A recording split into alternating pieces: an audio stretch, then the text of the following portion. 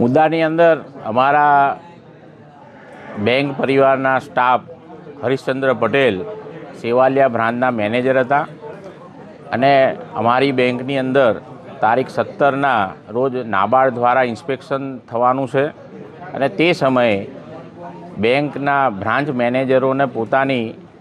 હાથ નીચેના તમામ ડોક્યુમેન્ટો સરખી રીતના નિભાવવાના હોય છે અને જેના ભાગરૂપે અમારી બેંકના મેનેજમેન્ટ તરફથી સીઈઓ તરફથી સોશિયલ મીડિયા માધ્યમથી દરેક ક્લાર્કને ઓફિસર્સને શુક્રવારના દિવસે એક મેસેજ કરવામાં આવેલો કે આપ જો આપના બાકીના પડતર કામો રજાના દિવસે કરવા બેંકની બ્રાન્ચમાં જવાના હોય તો તમારા કોણ કોણ જવાનું છે એવું લિસ્ટ અમને મોકલી આપવા વિનંતી છે. અને આવા સોશિયલ મીડિયાના મેસેજ દ્વારા દરેક લોકો જે કોઈ પોતાની અધૂરી કામગીરી હતી તે કમ્પ્લીટ કરવા માટે જવાના હતા ને ગયા હતા. આ સમય દરમિયાન 3 વાગ્યા કે 4 વાગ્યાના સુમારે એવી ખબર પડી કે સેવાલિયાના બ્રાન્ચ મેનેજર હરીશચંદ્ર પટેલ તેમની સાથે એક કર્મચારી એપ્રેન્ટિસને એ પોતે બાઇક ચલાવતા એપ્રેન્ટિસ અને તેમની પાછળ હરીશચંદ્ર પટેલ બેસી અને બ્રાન્ચથી ઘરે જવા નીકળ્યા હતા અને એ સમય દરમિયાન હાઈવે ઉપર એક ટ્રક દ્વારા પાછળથી ઠોકર મારી અને હરીશચંદ્ર પટેલ ત્યાં ઢળી ગયા હતા અને ત્યારબાદ ત્યાં જ તેઓનો દેહ ત્યાગ કર્યો. આ સમય દરમિયાન અમને જાણ થઈ ત્યારે અમે અહીંથી સિનિયર ઓફિસર્સ તેમજ અમે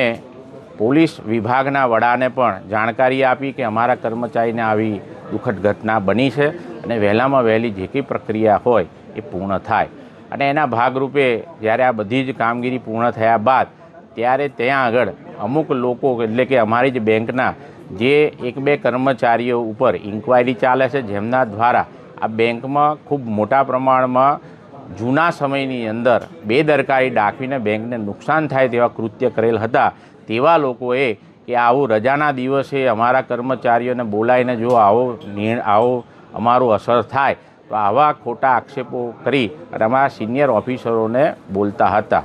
આવી બાબત અમને બીજા દિવસે જ્યારે ન્યૂઝમાં આવ્યું ત્યારે અમે આ બધી વસ્તુને જોઈ અને આની અંદર બેંકના ઘણા ખરા કર્મચારીઓને શોક સભા અંતિમ વિધિની અંદર જોડાવાના હતા એટલે ત્યાં હતા અને એ સમયે અમારા ડિરેક્ટરો પણ હતા અને ત્યાં આગળ આવા 10-15 જે કર્મચારીઓ જેમણે એમના પોતાના કાર્યકાળ દરમિયાન પોતાની બેદરકારીના કારણે ખૂબ મોટા એમપીએ અને ખૂબ મોટી મંડળીઓની અંદર ગરીબ ખેડૂતોના નાણાં સેક્રેટરીઓ તેમજ વ્યવસ્થાપક કમિટીઓ દ્વારા ઉચાપત કરેલ આવી તમામ કાર્યવાહી જેમની સામે ચાલુ થયેલ હતી તેવા લોકોએ ઉશ્કેરાટમાં આવી અને આપણને રજાના દિવસે આ મેનેજમેન્ટ આપણી જોડે કામ લેશે અને આપણે આ ના કરવું જોઈએ, ચેરમેન હટાવોના નારા આવી રીતના અમને અમુક વિડીયોની અંદર અમુક લોકો બોલતા એ જોયા અને ત્યારબાદ અમને ખબર પડી કે આ એ જ લોકો છે જેમની ઉપર આ મેનેજમેન્ટે કાર્યવાહી ચાલુ કરેલ છે, જેમનાથી કરોડો રૂપિયાનું બેંકને નુકસાન જાય તેવી પરિસ્થિતિનું નિર્માણ થયેલ હતું. જેથી આજે આ પ્રેસ નોટ બોલાઈ અને પ્રેસની અંદર કે બેંક ખરેખર કર્મચારીઓના હિતમાં છે. બેંકની કાર્યપદ્ધતિ જ્યારથી અમે ચેરમેન બન્યા છે ત્યારથી આ બેંક 2500 કરોડના ટર્નઓવર સાથે 1.5 વર્ષના અંતે આજે 4000 કરોડે કામગીરી કરવા જઈ રહી છે. ત્યારે ડિજિટલ ક્રાંતિના ભાગરૂપે સરળતા રહે, લોકોને કર્મચારીને સારી રીતના શાંતિથી કામગીરી થાય, એર કન્ડિશન વ્યવસ્થાની અંદર બ્રાન્ચની અંદર કામગીરી થાય અને પોતે કાર્યકુશળ રહે તે તમામ કાર્યવાહી બેંક દ્વારા થઈ રહી છે. આમાં કોઈ કર્મચારી ઉશ્કેરાઈ અને કોઈ બીજાના પ્રેશરમાં આવી અને પોતાના હિતનું રક્ષણ કરે તેવી મારી આપના દ્વારા એક અપીલ છે. જે કોઈ લોકો આ મેનેજમેન્ટની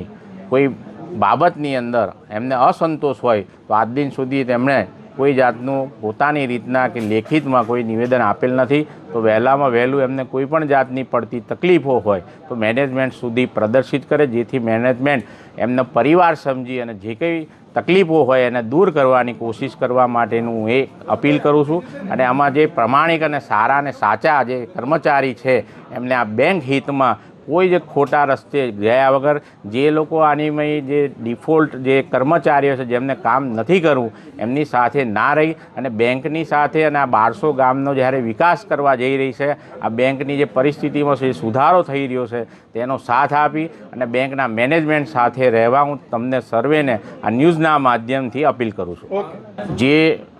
જે કોઈ કર્મચારીના દ્વારા બેદરકારીથી બેંકનું અહિત થાય તેવું કૃત્ય કરેલ છે તેમની સામે કાયદેસરની કાર્યવાહી હાલ ચાલુ જ છે અને તે કાયદેસરની કાર્યવાહીની અંદર તેમને જે કંઈ નિર્ણય કરવામાં આવશે બોર્ડ તેમને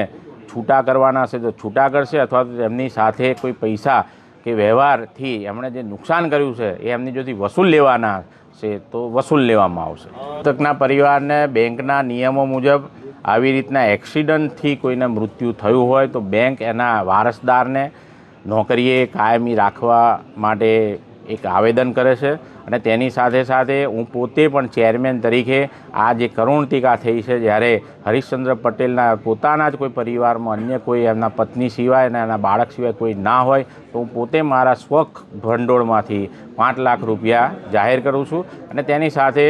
બેંક તરફથી પણ લગભગ એને 30 લાખ રૂપિયા જેવું અનુદાન આ બેંક તરફથી તેમને મળવાપાત્ર છે જે ટૂંકા જ દિવસોની અંદર અમે તેમને પહોંચતું કરીશું। ચોક્કસ આપ સર્વે જુઓ જ છો કે આટલું સરસ રીતના બેંકનું મેનેજમેન્ટ જ્યારે ગુજરાત અને ભારતની અંદર માનનીય સહકાર મંત્રી અમિતભાઈ શાહ સાહેબ પણ જો નિહાળી અને એનાથી પ્રભાવિત થયા હોય તો બેંક એના ખૂબ સારા પરિણામો તરફ જઈ રહી છે અને જે લોકો આ કરવામાં સક્ષમ નહોતા અને તેમને લોકોએ જ્યારે હટાયા તો એવા જ ઈસમો આ બેંકને નુકસાન કરવાની ધારણા રાખે છે, પરંતુ આજે અમારું બોર્ડ એકજૂટ છે,